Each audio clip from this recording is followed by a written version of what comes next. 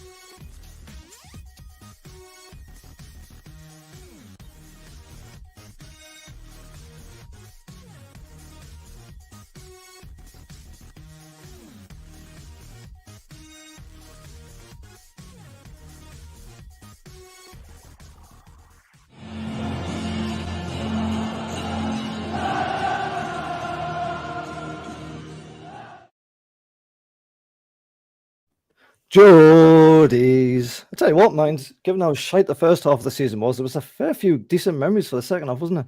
It was brilliant, wasn't it? Just a bit. Jesus, if you go through, it's like, oh yeah, actually wasn't that shit altogether. Alrighty, well, let's get into the first category, shall we? Which is Best game, most important win. You can take your pick which one you want to do. And I think I'll go first since I'm doing the hosting here. I'm going to go for best goal being the Wilson overhead kick against Palace. I thought that was a terrific bit of skill and absolutely nailed it. Those things can just go flying off all over different directions. And I thought that was just a bit of tremendous goal from Wilson. Hello there, John Henderson. We're doing best game, I think, aren't we? Best game, most important win. Is that what we're doing? Yeah. Oh, you were talking. All right. Yeah. Sorry, my mistake. I've got the things in the wrong order. Oh, Jesus Christ. Best game, most important win. I'll go with best game Arsenal. I think that's a fairly easy choice. It was such a brilliant day, let alone a brilliant performance. And I think I'm going to go for the most important game being against Burnley because that was the game that we won and actually gave everyone a little bit of belief that we could actually do this. We were rock bottom. Looked like we were all done. Looked like we were cooked. We get that win against Burnley and suddenly you think, oh, you know what? Maybe, just maybe. And of course, that's the way it went at the end of the season. So I'm going to go for Arsenal. Best, Burnley, most important. Craig, you're next up. What are your choices, mate? Best game, definitely Arsenal. No questions on that one. Class one. Important win, Leeds away. Leeds? So why was Leeds more important than Burnley then? That's the start of the catalyst from going on that very important run. After the Burnley game that you just mentioned, results still weren't great after that, around the run up until Christmas and the New Year. But that Leeds game, I think, was the starting point of everything that was good about Newcastle in the second half of the year. Burnley was the first game that we actually won, though. So, like, until that point, we hadn't won a single goddamn game. So, surely that was pretty important. It was important, but it wasn't the beginning of how the year would then portray itself. Fair enough. I'm not here to argue with you, Craigie. So you're going to go for Leeds, Jack. What's your best or most important game? The best game was at Arsenal, probably by a mile. I think that was really important because we had to put in a good performance against a good team. And that was one mark that was against Eddie Howe since he came to Newcastle. So that was really important.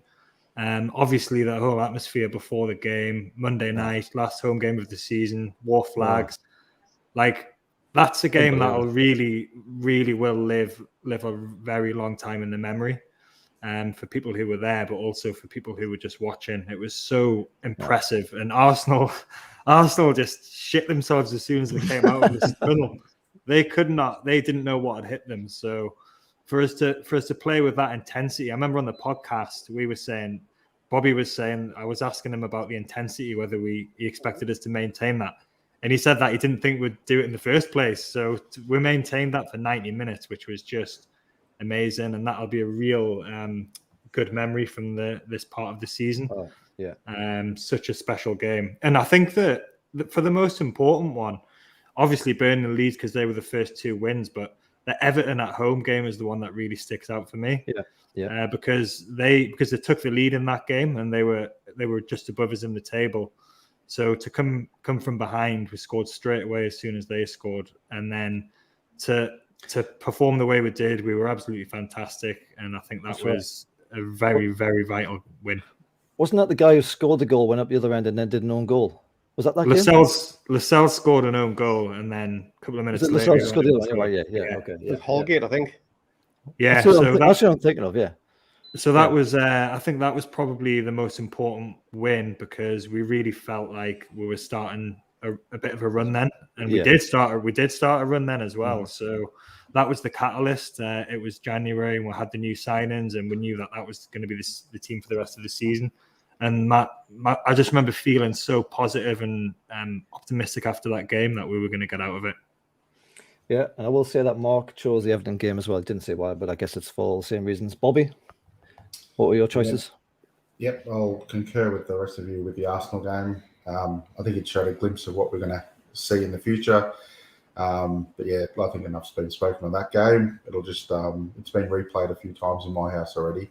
The most important, all three of you have got points. They were all important at that stage, weren't they? We didn't see where a win was coming from for a long time. So, but if I had to choose one, I think I'll go with Craig and the Leeds away, because if we had lost that, I think we were down. I think we were gone, and then we went to Saudi straight after it. That's right. And then Yeah, went on our run. So I remember thinking if we lose or even draw against Leeds, I think that's about it. And a few of the comments were that. So I think getting that win away from home, it was scrappy, but it was vital, and that just launched us to have the end of the season that we did. So yeah, I would say Leeds away.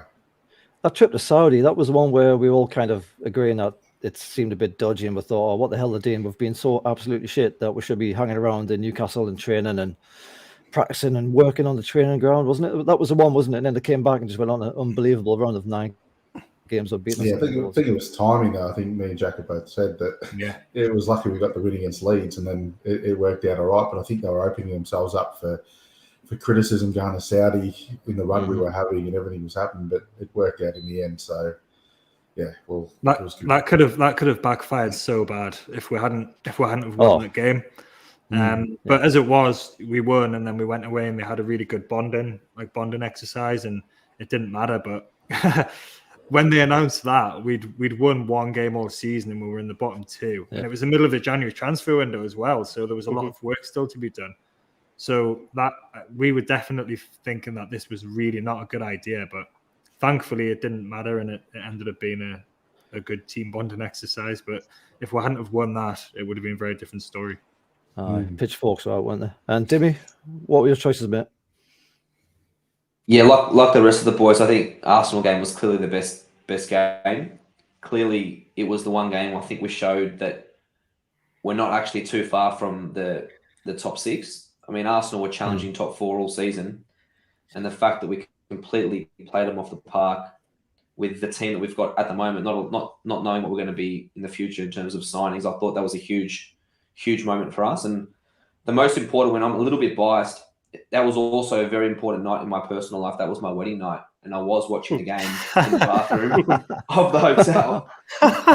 So it was a double whammy, most important win for me. But obviously, for all the other reasons as well, it was a win that we needed to have after the Watford draw, and obviously going into the Saudi trip. But yeah, for me personally as well, with the obviously what happened that night in terms of having my wedding, that was also why I remember that as the most important. Yes. Imagine you sitting on the shitter in your best gear, and all your wedding gear with your little rose and stuff, and you're watching the film. Well, priorities, mate. It's all about priorities. Kickoff was 2:00, so that I timed it pretty well.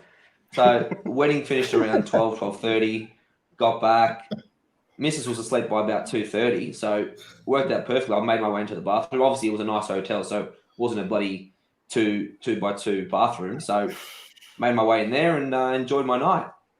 Yeah, fair enough, man. Fair enough. That Arsenal game as well. I'm just thinking, I think it was like a clear 10 minutes before the game started where everyone was in there with the flags waving away and stuff, which is pretty much unheard of because everyone's in the pub till like the 2 minutes before kickoff, and you all kind of scramble up the 1,000 stairs to get to your seat or whatever, and you're all tumbling over each other because you're shit-faced and stuff. There was that. And then I remember the thing that Jack mentioned as well in one of the podcasts where Matt Ritchie had been out there warming up, I suppose, down the line, and he was getting hyper buzzed. And he comes back in the dressing room and he goes, "Lads, if you can't get up for this game, you might as well do a different job." I was imagining him like proper little Raji, going, "Oh well, lads, get up for it," It was just a sensational game, that wasn't it? So we all agreed, Arsenal best game of the season.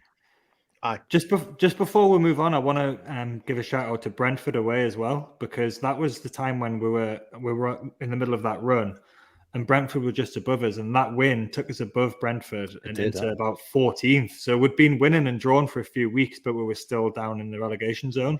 And then we won that game and we jumped up, and that gave us massive confidence, I think, for the rest of the season. So it was a really comfortable win as well, because they got someone sent off, and it was Big Joe's header, yeah. So that was a really important one as well. I was listening back to the podcast that we did for that one, and it only took us, I think it was still only 4 points ahead of Burnley at that time. So, but I remember it feeling at the time that it was a really big, important win. You could probably make an argument for pretty much all the games in that run. They all had the kind of little narratives going on, they're all pretty much essential to that run that we had. But okay, so Arsenal was best game, and then we've got our own choices for most important win. All right, next one. Best, most important goal, one that I already talked about. Let's talk about that one again. Actually, I tell you what, Craig, you go first. What was your best/most important goal? Best goal was Miggy against Palace. Mm-hmm. I think just the Build-up play from Bruno, I think, off the chest and onto the volley. That pass down the side, that was just incredible. Sexual. Miggy's control, and then just the finish was just nobody expected him to finish like it. It was genuinely amazing, and raptures into the crowd, and everyone followed suit. So for me, that is the best goal. The most important one, this one I've actually pondered quite a bit over, to be honest, because again, I'm going to refer to either Shelby's against Leeds or Wilson's against Burnley. And I am going to go with Wilson's just because of the quality of the finish of it as well. I just think it was a superb goal given the pressure. Sensational. Yeah, absolutely. I mean, that was actually my choice for most important, that Wilson goal against Burnley. Also got Wilson down for pass as an overhead kick for the best one, but I've already talked about that. That Almiron goal, though, you said it yourself, like 9.9 times out of 10, that thing goes ballooning into the stratosphere, doesn't it? Because it's Miggy. And that goal as well, I think it came off the corner, didn't it, when it went in? Or it was very close to the stanchion. The stanchion is the word. It was very close to the stanchion of the goal, wasn't it? Did it actually hit the goal or did it go into the net? I can't remember. I think it hit the stanchion. It hit the post and went in, yeah. It did, didn't it? So it was like this far away from being a typical Miggy effort or even a Murphy effort where it just comes off the post or something. But, you know, fair enough. It was a good finish in the end, but I think it was a little bit lucky with that one. Jack? I actually think that goal is a little bit overrated. It was good, don't get me wrong, but I was surprised it won the goal of the month for the Premier League. I think it was a good goal, but when you've got a Brazilian international who's just signed, when he's scoring backheel volleys into the roof of the net in away wins at Southampton, I honestly don't know how anyone can not pick that goal because it was absolutely ridiculous. Bruno's backheel against Southampton. I just remember it happening at the time, and it was the morning time, and I went to work after it, and I was telling people at work, I was like, "You've got to see this." People who don't give a shit about football or Newcastle, I was like, I just want to show you this. Watch this goal. Watch this goal. They were like, "What's this? Is this soccer?" I was like, "No, it's football. It's football." I was showing people it, and I was like, "This is just incredible. This is Bruno," and I was just raving about Bruno to people who really don't care about him. No. But for me, it was Bruno's back heel. It was just a obscene, ridiculous goal that I think it was so skillful, and I don't think, people might say that was lucky, but when you've got that much quality, I think he knew what he was doing and he executed it perfectly. So for me, it's Bruno's back heel against Southampton. Best goal. What about most important? Do you have one? Most important was probably Shelby's against Leeds because that was a really vital win on the way. And then also Fraser's against Everton, actually, which was the second goal against Everton, which put us in the lead. That at home, that was a really important goal as well. It was scrappy, but yeah, so I would say for the most important, it would be Shelby's, against Leeds. Fair enough. Bobby, what were your choices, mate? Yeah, absolutely agree with Jack in terms of the Bruno goal. That was out of this world. He's become out of this world. You don't think there was an element of fortune to that one where you kind of just thought, well, it's a pass that's gone behind me, so this is basically the only thing I can do. I'm going to donkey kick it. I mean, if you watch the replay, he pauses for a moment, and then even he realizes it's gone in. He wasn't expecting to go in either. He just kind of took a punt at it. Agreed. Oh, mate. Nah, Thanks, Greg. He meant every minute of it. He's brilliant. And you've seen it, like even his chip against Norwich is probably one we could speak about clearly as well. skill, though. With the under, but the way he stopped it with the underfoot of his boot, like he does things that are unorthodox a little bit because of his futsal background, but he's got the skill and the talent to pull that off, and it was just one of the most incredible goals I've seen. So yeah, I'll back Jack up on that. I don't know how you go past it as well. And the most important goal, I'm going to go something different. I'm going to say it's Trippier's goal against Everton, not for the points or anything like that. I think it just put a full stop into who we've got at the club. Now we've got Kieran Trippier at our club, an England international. We've signed from Atletico Madrid, and he scored a free kick that helped us beat a relegation rival. And it was just a phenomenal free kick against T-Rex. So I'd say that one. Okay, that's a most important goal because it sort of was a launching pad for us as well. Yeah. that is pretty much echoing what Mark chose for the most important goal. You could have been reading off bloody WhatsApp, to be honest with you. Trippier against Everton, as I think that was when it clicked that we might get out of the mess. So that was his choice for most important. He also picked Almiron for best goal. There you go. And Dimmy, what do you reckon? Yeah, Bruno's goal was clearly the best goal. I mean, if you Well, think it not was really. a fluke, well, clearly.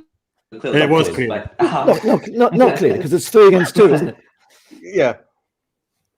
Well, hang on a second. 3 of us, 2 of you, so majority rules. Anyway, so That's not clearly, though. Bruno's That's not goal, clear. he's tomato. But Bruno's techers, and he's the absolute audacity to do that. I mean, you have to give Bruno that benefit of the doubt that he was obviously well in control of what he was doing. And like Bobby said, the goal against Norwich he just scored, you can see he's got techers that we haven't seen at the club probably for a very long time, if not ever. So give that to Bruno clearly, as I said. The most important goal is I'm gonna surprise everybody and say Jamal Lascelles against Everton, because yeah, joking. we just gone. Listen, hang on. Let me explain myself. So we've just gone 1-0 down. Obviously, it was billed as a massive game. It was Lampard's first game. It was a big build up after the Leeds win. See if we could back it up. And I thought the fact that we could score within, I think it was a minute or 2 minutes after they'd scored, made it a huge deal for us. And I think that spurred us on. Not that we weren't going to win the game anyway, who knows? But I think that really spurred us on for the rest of the game. And obviously that kicked off that run. So I think the quick response to score after Everton had just scored, I think that was an important moment. And I'm going to say my mate Jamal with the important goal. Unbelievable. It actually wasn't his goal though, so it was an own goal. Well, hang on. He was on target. His header was on target from my memory, so that's good enough for me. Yeah, reaching, mate. You're absolutely reaching. Yeah, fair enough. Yeah, I've got a few other options here. Got Bruno against Leicester, that flying header, which was an absolute beauty because he actually directs it to the corner as well. Absolutely sensational. Obviously, the Miggy against Palace, we already mentioned. Trippier against Everton.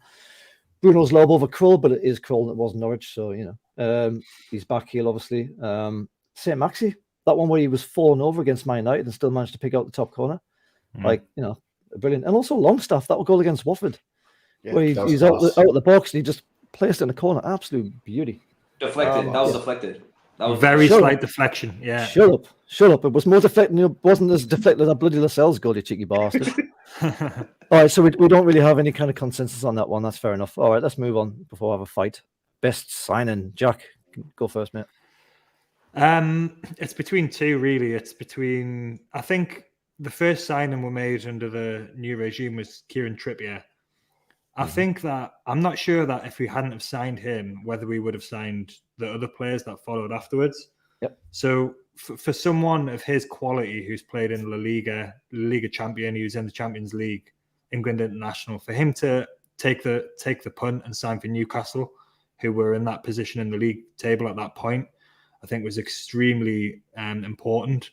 And not just that, but his quality on the pitch. He's the best right back that I've seen at Newcastle comfortably. I talk about this all the time, but there was the Everton game, and there was that period where he just ran the game basically from right back when we really needed him to do that, the game management, and he did that, and then he went and scored a free kick a few minutes later. So he's probably my shout as the best signing.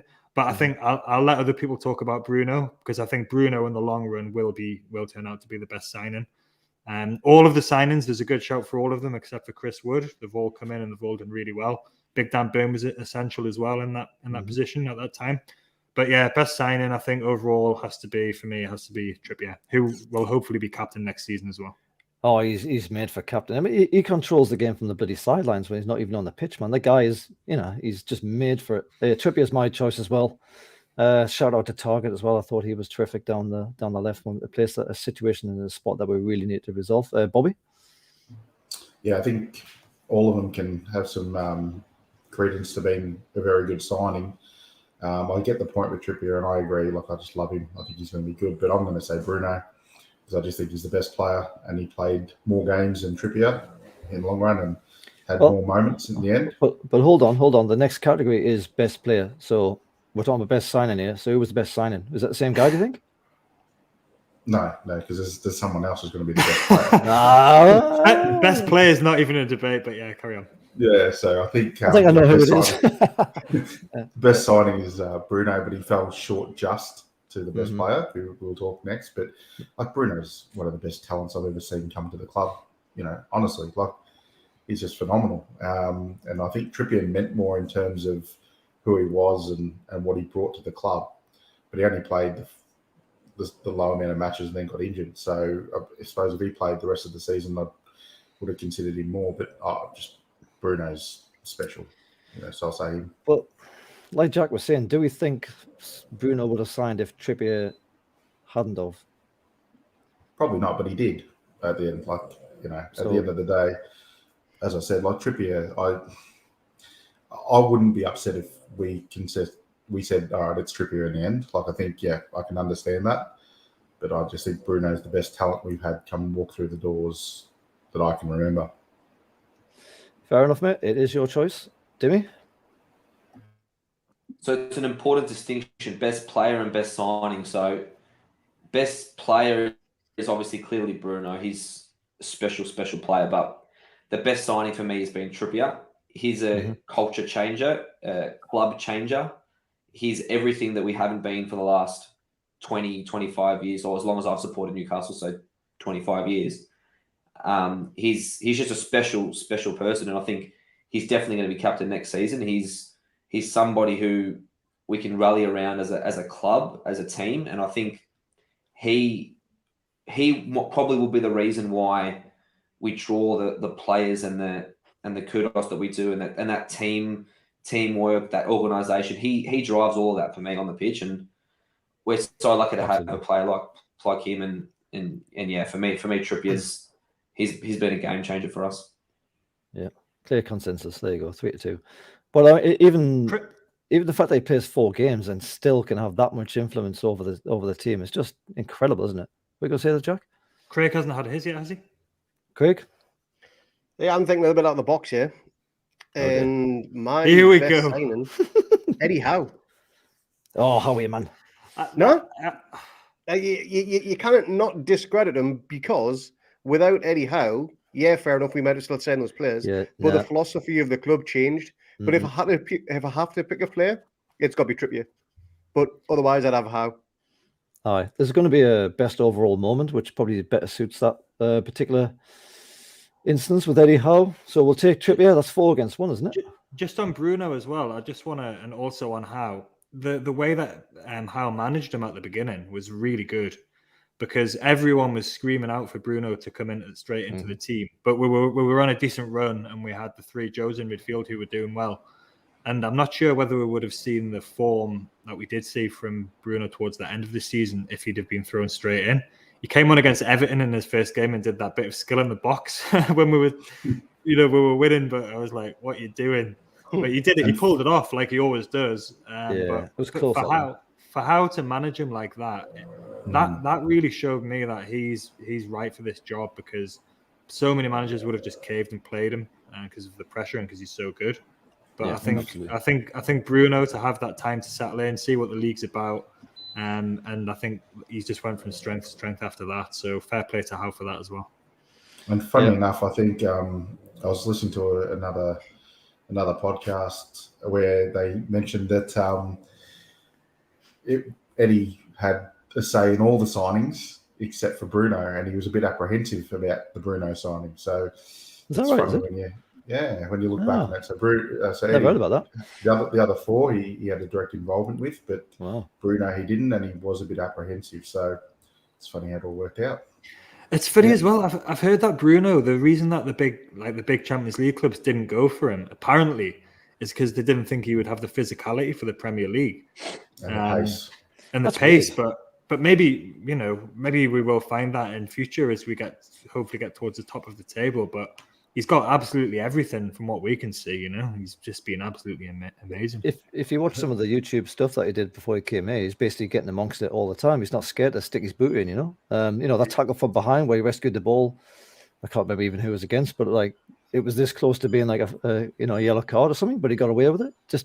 I can't imagine he won't be.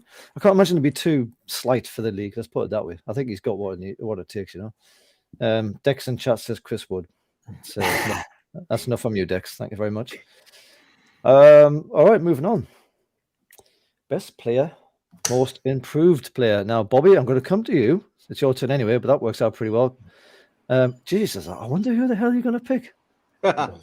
It's pretty simple, isn't it? I think for both categories, I think Joel Lytton is the best player of the year. You don't say. By a mile. By a mile, Craig, by a mile. And he's definitely the most improved player because he was a 40 million centre forward flop up until November. And he's become our best, or was the best player this season. I don't think he will be the best player going forward, but I think he was this season. So it's a simple one for me. Big Joe. I think it might be a clean sweep here, Demi. Oh yeah, clearly Big Joe. And the improvement that he showed, I mean, I don't think there's any person in the entire world who would have said Joe Linton's going to win the player of the season, even when Howe came in after those few games. If you said Joe Linton was going to win the player of the season and become a Patrick Vieira 2.0 in the midfield, you would have thought you're absolutely dreaming. So fair play to Joe, and I think we need to start that hashtag going, get Joe to Qatar 22 again, because I think he's definitely deserving of some sort of consideration for World Cup position. That's how well he's been playing. Yeah, he's been amazing, hasn't he? Who's next, Greg? Best player, Bruno. Nah, it has to be Joe Lytton, doesn't it? Just put everyone's leg there. Yeah, Joe Lytton by a country mile. He was consistent ever since pretty much that first game in Norwich in that position. Most improved player, again, is Big Joe. Bit of a shout out to Kraft, though. He did pick up his performance in probably the last 8 to 10 games. He done really well in those. But yeah, Big Joe again by a country mile. And as you know, I've been supporting Kraft the whole season. So anyway, Jack, what's your choices? Yeah, I'm just going to get this comment from Brisgate up. Bruno, best player, but not over the entire season. Big Joe, most improved and best over the length of the full season. Absolutely. I think that's it. I think that sums it up for me. Joe Linton, it took us until about March for us to actually stop laughing about the fact that this centre forward, 40 million, had actually turned into a really good midfielder.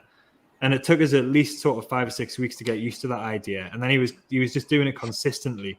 And it was the game against Man United, like we talked about in, I think it was I can't remember which, might be in the Arsenal pod. But against Man United, he was amazing. And against Arsenal, he was absolutely out of this world. So for him to have turned around like that is just going to be a story that it'll be one for the grandkids. That it'll be the Joe Laissons. You've got to hear about the Joe Laissons in 2022. But honestly, he's been amazing. I've got a question. Is there improvement left in him? We've only seen him just start in this position. He's got a preseason to go under Eddie Howe. How good can he get to? Like, could he be? If there is improvement left in Joe Linton, we've got a serious world-class player, midfielder on our hands.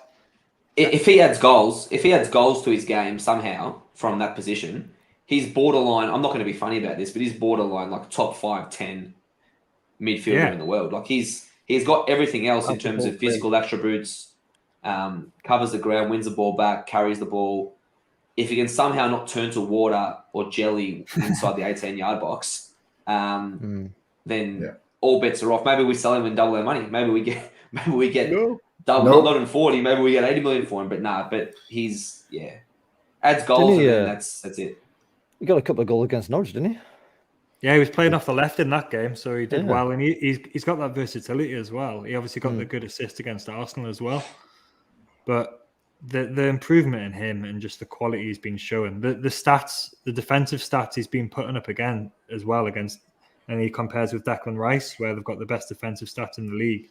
And like we were saying on one of the pods, Bobby, Declan Rice had a 4-month head start over Joe. it's just incredible, really, what he's done. And I'm looking forward to listening back to these pods in the future and just, remembering how good this season was for Joe Linton. It makes you proud because he's such a nice character as well. And Serena Taylor, when we had her on, was talking about what a great character he is as well. And that just makes it all the more better. Yeah, Dex says it pains me, but Shelvey is my most improved player. It's quite an interesting choice, that one. Joe Linton, best player. Now, I'm going to say Joe Linton, best player, for all the reasons that you've mentioned. The midfield is much weaker without him, and I think that's always a good sign of a player when the team isn't quite the same without a particular player. Most improved, I am actually going to pick Emil Kraft. I cannot believe I'm saying this. Wow. But for me, the way he's finished this season, Dex will have a heart attack at hearing this, but the way he's finished this season, he's basically tied down that position for me now. Or at least if we bring someone in, he's a very competent number 2. Whereas beforehand, I just wanted him ejected into the sun because I just thought he was absolute liability. So the way he's been playing, it's starting to feel like he might actually be a player. God almighty, I honestly cannot believe I'm saying that. But so I'm going to go with Joe Linton, best player, and I'm going to say Emil Kraft, most improved player. And Mark picked Bruno as the best player and most improved as Joe Linton. And just to shout for Shaw as well. Fabian Shaw really picked up, and he was a really important part of that defence towards the end of the season, and he played himself into a new contract. So when I was doing this, I did have Joe Linton, Kraft, and I had Shelvey as well. He's shown before that he can pick up when he's coached by a good manager. But Shaw was the 4th player I had to really pick up on what improvement he made as well. So Eddie Howe has just worked miracles with some of these guys. I was going to say, you can see improvements across the pitch. Sean Longstaff's starting to look like a bit of a player as well. I mean, towards the end of the season, albeit, but even he started to look like he was kind of capturing a little bit of that form under Rafa. And as you say, Jack, decent manager, you might just get a decent performance out of these guys. You stick a cabbage in front of them and you're getting a allotment full of shit, don't you? So that is that one. So we basically picked Joe for almost all those things. So this is going to be a nice one. And this is our final category. Best overall moments. First choice goes to Dimmy. For me, it had to be when officially Keith Downey was on Sky Sports and he said he was reading from his phone and he was basically shaking because he goes, I've done this a few times, but this is actually official. I'm reading the official media release from the Premier League saying Newcastle United has just been sold. It's now over. The Ashley era is over. And that for me was the best overall moment because me being obviously a younger Newcastle fan, you guys are a bit older than me.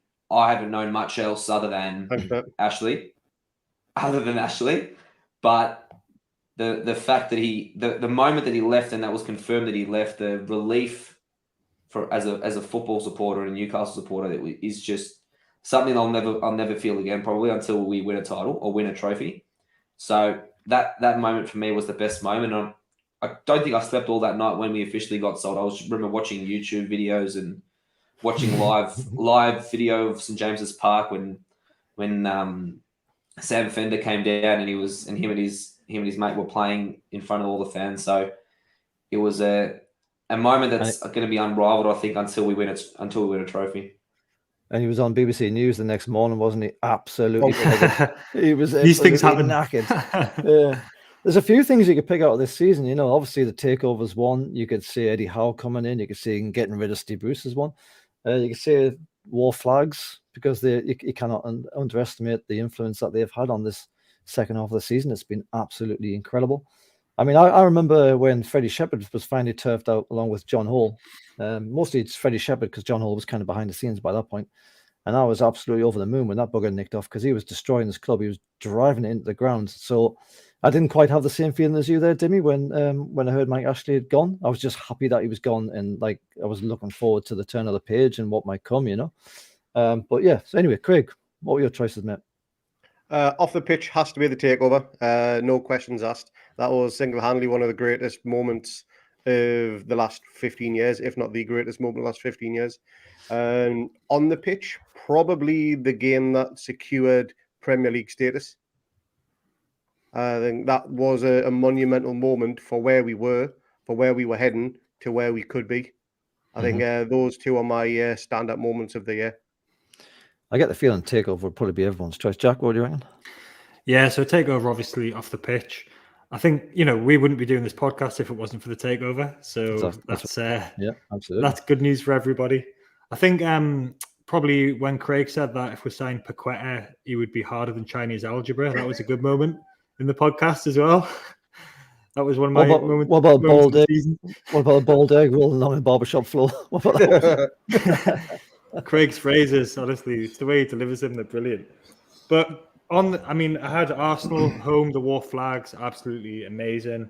Bruno's goal against Leicester, that was it was Easter Monday morning, and when that went in, I think we all just said, right, that's it, we're not getting any sleep tonight.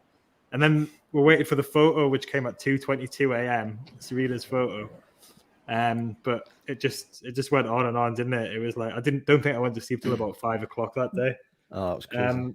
Trippier's goal against Everton was a big moment. Clark's red card against Norwich, because that meant Big Joe came in. Big Joe, of course, yeah, absolutely.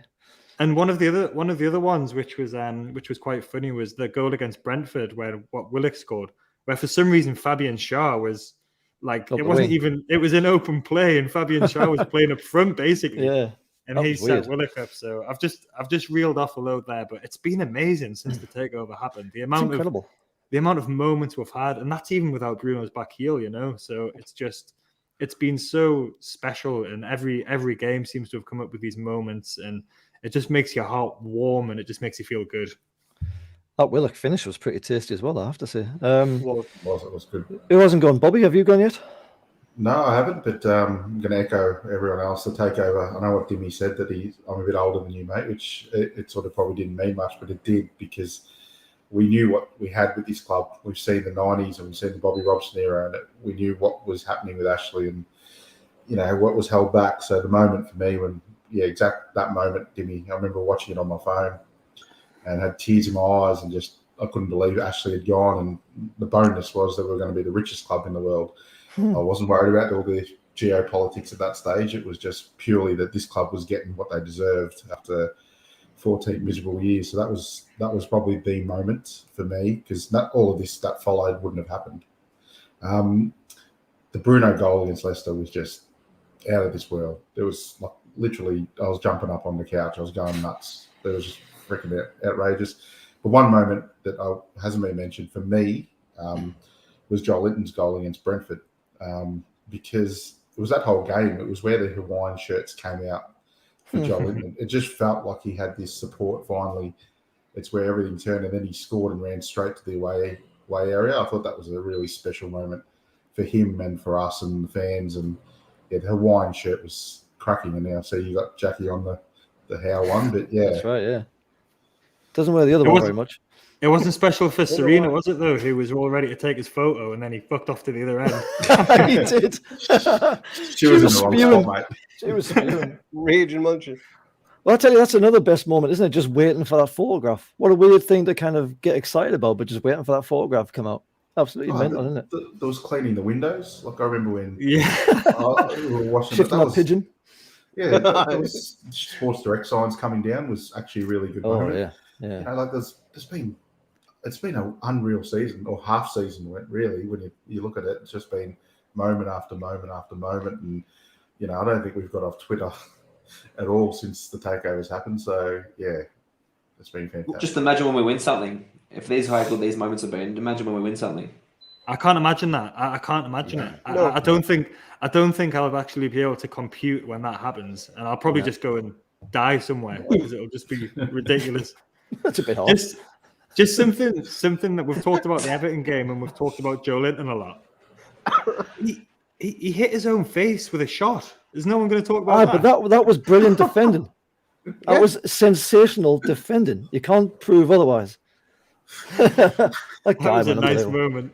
That's unbelievable. It's funny when I think of this season, I just think of the second half. I've completely blocked out that first half now. When I think of this season, I just think about from takeover onwards, and the rest of it just doesn't exist anymore. It's been one of those kind of incredible black and white seasons, And of course, as Jack says, I wouldn't have met you lads if it wasn't for this. I knew Jack anyway, but I wouldn't have known you were the three retards.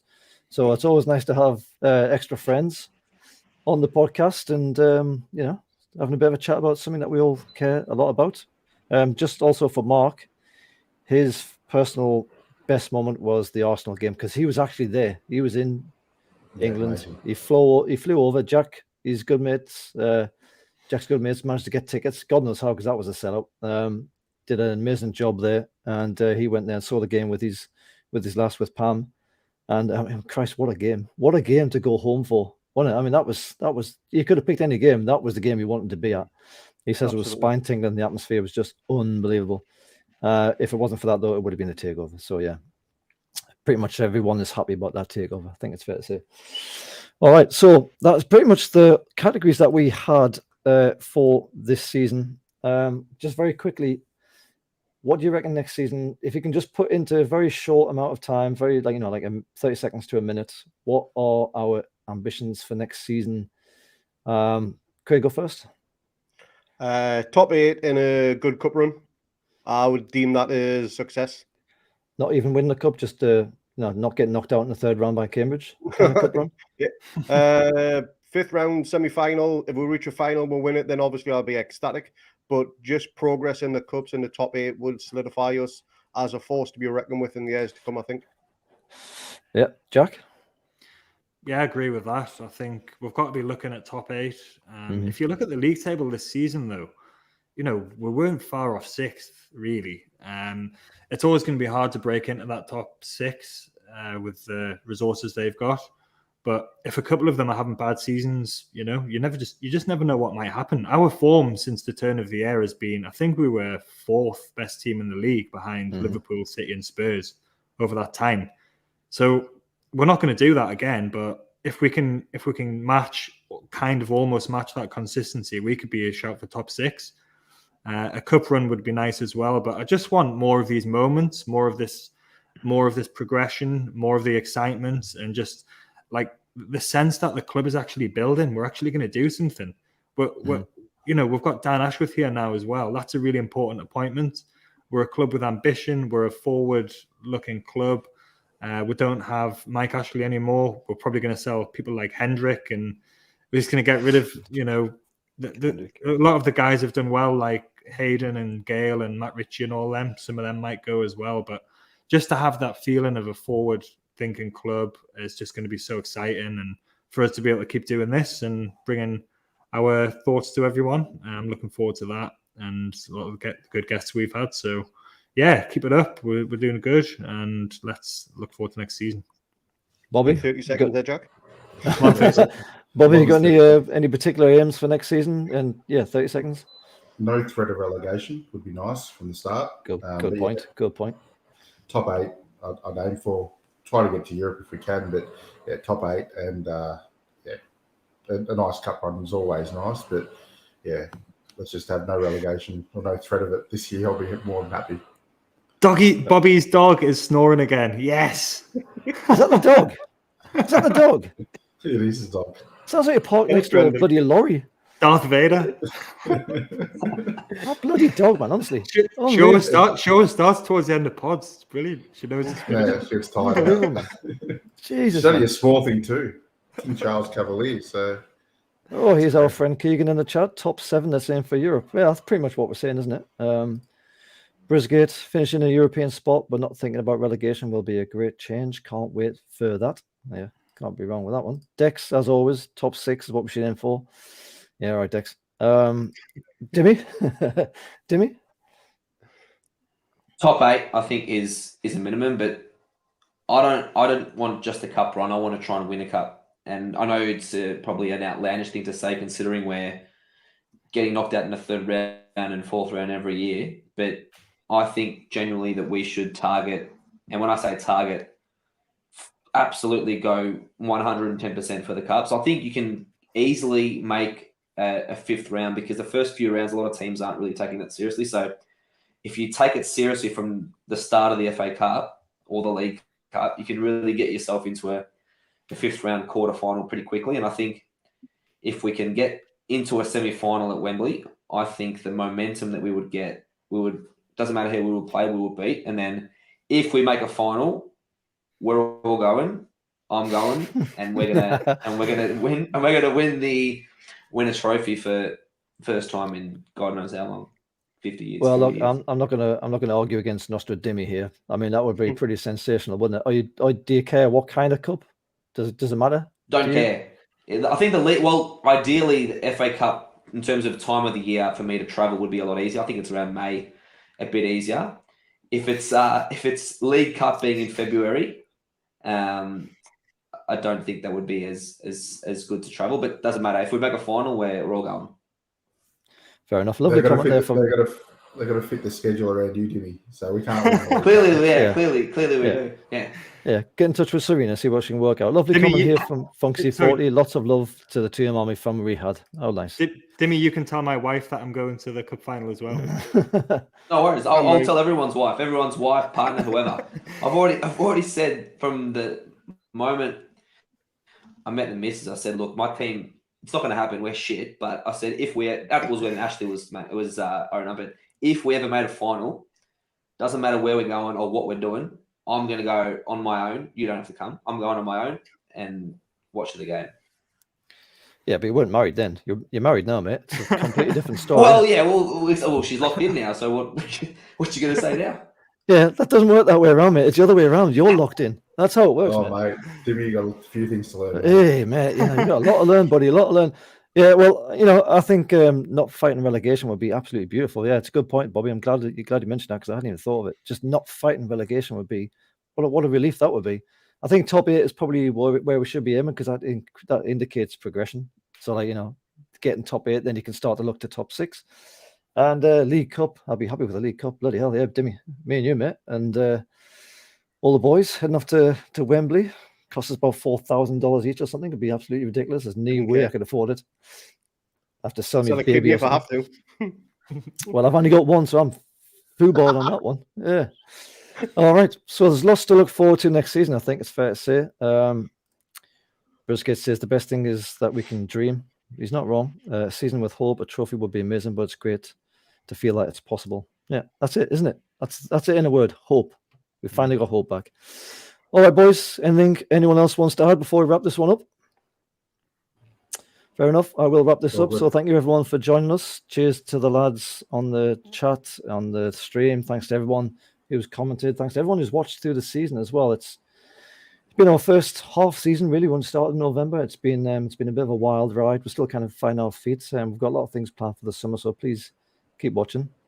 Keep an eye on our feeds. We've got a few things coming up, which should be interesting, including Matthew Racebeck. We've got that interview coming up. What we're doing this week, is it that one? Yeah, next week. Wednesday. Yeah. So watch out for that one. Matthew Racebeck, the BBC Newcastle United commentator. He's got some interesting stories and some fascinating insights into how he plans his day and does the commentary and so on. So keep an eye out for that. If you like what you've watched, heard, seen, please give us a like, give us a subscribe. Just gives us a little bit of a pat on the back. So we do enjoy getting those. And we will hopefully see you for the next one. But if we don't, we better see you for next season. So thanks to you, lads, and thanks to everyone else in the chat. I'm going to play that video just one last time because it took me ages to do, and I just finished it before it came on, and I want to get another showing of it. And then after that, we're done. Cheers, boys. Cheers. Hey, guys. Have a good one. Cheers, mate.